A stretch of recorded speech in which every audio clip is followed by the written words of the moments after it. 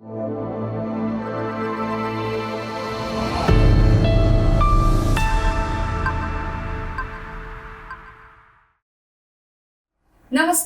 Box ചേതനയുടെ ചേതനോത്സവം special സീരീസിലോട്ട് ഏവർക്കും സ്വാഗതം. ഇന്ന് നമ്മുടെ കൂടെ ജോയിൻ ചെയ്യുന്നത് വളരെ സ്പെഷ്യൽ ആയിട്ടുള്ള ഒരാളാണ്, ചേതനയുടെ ഭാഗമായിട്ടുള്ള ഒരാളാണ്. വിരലുകൾ കൊണ്ട് മായാജാലം സൃഷ്ടിക്കുന്ന നമ്മളുടെ സ്വന്തം സ്റ്റീഫൻ ദേവസി സാറാണ്. Hi sir, welcome to box Chethana. സാറിന് ഒരു പ്രത്യേകമായിട്ടുള്ള ഒരു വെൽക്കം ആവശ്യമെന്ന് തോന്നുന്നില്ല, കാരണം ചേതനയുടെ ഭാഗമാണ്. കുറെ വർഷങ്ങളായിട്ട് ഇപ്പോൾ ചേതനയുടെ 3 ഇൻസ്റ്റിറ്റ്യൂട്ട്സ് കൂടി ചേർന്ന് ചേതനോത്സവം എന്ന് പറയുന്ന ഒരു ഗ്രാൻഡ് പരിപാടി ഇവിടെ നടത്താണ്. So what you feeling right now? Stress പോയിക്കൊണ്ടിരിക്കുക. പക്ഷേ ചേതന എന്ന് പറയുമ്പോൾ നമുക്കൊരു പ്രത്യേക ഒരു മോഷണം. ഞാൻ പഠിച്ചതും നിർദ്ദയമായി സമയമുണ്ടായിരുന്നു. അത് ഇത്രയും സജ്ജീകരണമൊന്നുണ്ടാകുന്നത് സാധാരണ ലൈഫ് സ്റ്റൈൽ.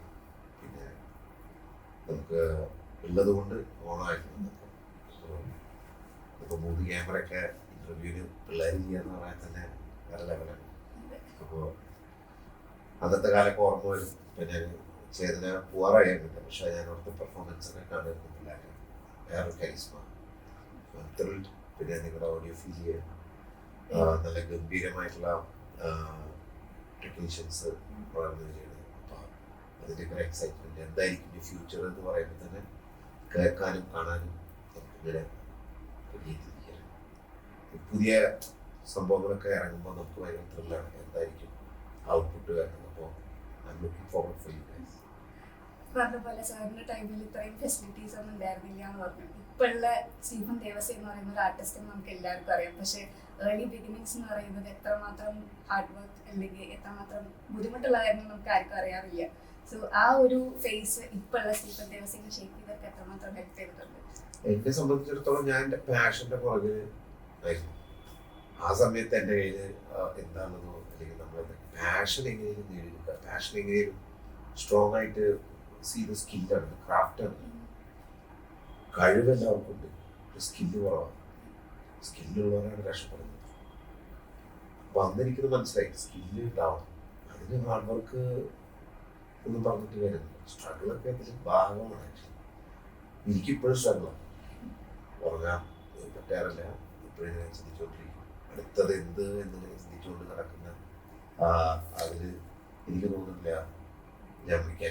എൻ്റെ ഓർമ്മ നിൽക്കണവരെ ഇന്നിപ്പോൾ മരണം എന്നല്ലല്ലോ, ഇതൊക്കെ ഡിമെൻഷ്യയും അൾഷിമേഴ്സൊക്കെയാണ് കൂടുതൽ. അപ്പോൾ അത് വരുന്ന വരയ്ക്കും ഞാൻ ചിന്തിച്ചുകൊണ്ടിരിക്കും എന്താണ് അടുത്തത് ചെയ്യുന്നത്, അടുത്തത് എന്തായിരിക്കും. അതുകൊണ്ട് വേവലാതികൾ ഇടയ്ക്ക് വരും. അതിൻ്റെ പേരിലുള്ള ആ പാഷൻ്റെ കൂടെ പോകണതിൻ്റെ ഉള്ളു. അപ്പോൾ എനിക്കതിലൊരിക്കലും ഒരു ഹാർഡ് വർക്കോ ഹാർഡ് വർക്ക് ചെയ്തവരുണ്ട്.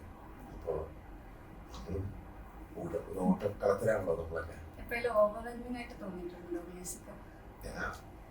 അങ്ങനെ എൻ്റെ തലയിൽ എതിരായിട്ടൊന്നും ഇരിക്കാൻ ഞാൻ സമ്മതിക്കില്ല. പക്ഷേ എപ്പോഴും എക്സ്പ്ലോറേഷൻ, പുതിയത് കേൾക്കാൻ ഞാൻ കഴിയും. സൗണ്ട് എന്തായിരിക്കും, പുതിയ ശബ്ദങ്ങളായിരിക്കും. ഞങ്ങളുടെ രീതിയിൽ പുതിയ ശബ്ദങ്ങളാണ്, നിങ്ങളുടെ ഇതിൽ കാഴ്ചകളാണ് അല്ലേ. നിങ്ങൾ ഓഡിയോ ഫീൽ അല്ലേ വിവിധാണ്. അപ്പോൾ നിങ്ങൾക്ക് കാണാനും കേൾക്കാനുമാണ് നിങ്ങളുടെ. എനിക്ക് ശബ്ദങ്ങളോടുള്ളൊരു അത്യാർത്തി എപ്പോഴും ഉണ്ട്. അത് ഭയങ്കര ഇഷ്ടമാണ്. പാട്ടുകൾ എന്തെങ്കിലുമൊക്കെ ഇങ്ങനെ പുതിയത് കേൾക്കാനും. ഞാൻ ഭയങ്കര ആസ്വാദകനാണ്. കൂടുതൽ പെർഫോമറിൻ്റെ കൂടുതൽ തന്നെ എനിക്ക് ആസ്വദിക്കാനാണ് കൂടുതൽ ഇഷ്ടം. നല്ലൊരു ആസ്വാദകൻ ചിലപ്പോൾ ഒരു കലാകാരനായി മാറാവുന്ന ചാൻസ് ഉണ്ട്. അങ്ങനെ വന്നാവുന്നുണ്ട്. Music often becomes a mirror എന്ന് കേട്ടിട്ടുണ്ട്. Do you agree with that? Very much. നമ്മൾ എന്താണെന്നുള്ളത് ചിലപ്പോൾ നമ്മുടെ സംഗീതത്തിൽ കൂടെ വരും. പക്ഷെ ഞാൻ ആക്ച്വലി എൻ്റെ റിയലിസം, എൻ്റെ റിയാലിറ്റി എടുത്തു നോക്കണം. എൻ്റെ ഫോണിൽ എൻ്റെ പാട്ടുകൾ നോക്കിയാൽ മതി.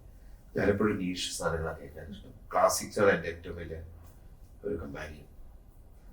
പക്ഷേ നമ്മൾ ഇൻഡസ്ട്രിയിൽ വർക്ക് ചെയ്യുമ്പോൾ അവർക്ക് ഇഷ്ടമുള്ള സാധാരണക്കാർക്കും നാട്ടുകാർക്ക് ഇഷ്ടമുള്ള രീതിയിലുള്ള സാധനങ്ങൾ ചെയ്യും. ഞാൻ ഈ അടുത്ത വർഷം കുറേ സിംഗിൾസ് ഇറക്കുന്നുണ്ട്. എൻ്റെ ഇഷ്ടമുള്ള എന്തെങ്കിലും ഓഫ് ബീറ്റ് കുറച്ച് സാധനങ്ങളൊക്കെ എനിക്ക് എക്സ്പ്ലോർ ചെയ്യുന്നുണ്ട്. എപ്പോഴും ആൾക്കാരെ ഇങ്ങനെ ചാടിപ്പിക്കാനാണ് എൻ്റെ ജോലി. പക്ഷെ അത് കൂടാതെ വേറെ എന്തെങ്കിലും എനിക്കിഷ്ടമുള്ള കുറേ സാധനങ്ങൾ ചെയ്യുന്നുണ്ട്.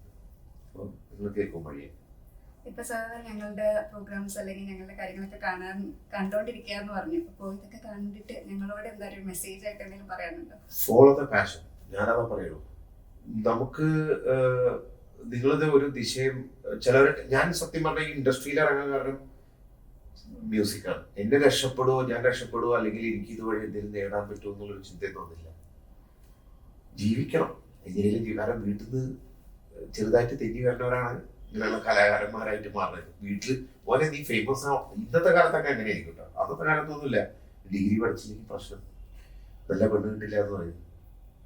കുഴപ്പമില്ല, എനിക്ക് സെറ്റിൽ ആയതുകൊണ്ട് വലിയ കുഴപ്പമില്ല. അത് പേടിയായിരുന്നു. പക്ഷെ വീട്ടുകാരുടെ അടുത്ത് ചാടി വന്നിട്ട് രക്ഷപ്പെട്ടില്ലെങ്കിൽ ചെറിയൊരു പേടിയില്ലായിരുന്നു.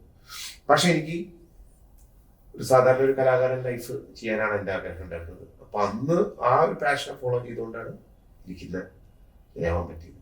അപ്പോ ഞാൻ എപ്പോഴും പറയാം, ഫോളോ ചെയ്യാൻ പാഷൻ. എന്താ നിങ്ങൾക്ക് നേടേണ്ടത്? അറിവ്.